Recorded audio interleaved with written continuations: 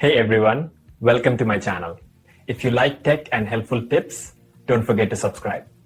Let's get started. Steam Family Sharing is a fantastic feature that allows you to share your game library with friends and family, but a common question that arises is whether this sharing extends to downloadable content or DLC. The straightforward answer is yes. For the most part, Steam Family Sharing does work with DLC, but there are crucial caveats and specific instances where it might not. When you share your Steam library, the recipient gains access to the base games you own that are eligible for sharing. Typically, any DLC you have purchased for those shared base games will also be accessible to the borrower. This includes a wide array of content such as story expansions, new characters, cosmetic packs, map packs, and additional game modes. If you own a game like The Witcher 3 and have purchased both its major expansions, Hearts of Stone and Blood and Wine, a family share recipient will be able to play the base game along with all that expansion content, provided the base game is shareable. However, there's a vital distinction. The borrower cannot purchase DLC for a game they are borrowing. All DLC must be purchased by the original owner of the game. Once the owner buys the DLC, it becomes part of the shared library content for that specific game, and thus available to the borrower.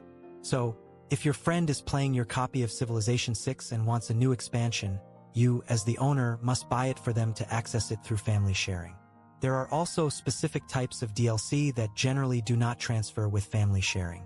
This primarily includes DLC that requires a separate third-party account or subscription to function, such as some MMO subscriptions or games that integrate heavily with external launchers like Ubisoft Connect or EA App, where the DLC might be tied to that specific third-party account rather than Steam. Consumable items like in-game currency packs, single-use boosts, or certain microtransactions often do not transfer either, as they are typically tied directly to the owner's specific game save or account balance. Furthermore, free-to-play games, by their nature, are not typically shared through family sharing because everyone can download them for free. Therefore, any in-game purchases or premium content for free-to-play titles are usually tied to the individual's account and do not fall under the family sharing umbrella. Games that require a unique CD key or third-party activation outside of Steam might also present issues with DLC sharing, as the key might only activate content for the primary account holder. It's also critical to remember the core rule of Steam family sharing. Only one user can play games from a shared library at any given time. If the owner starts playing any game from their library, even a game not being shared, the borrower will be given a few minutes' notice to either purchase the game themselves or quit playing. This applies whether they are playing a base game or a game with DLC.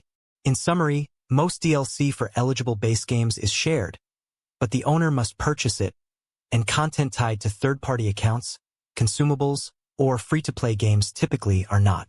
Always check specific game details if you're unsure.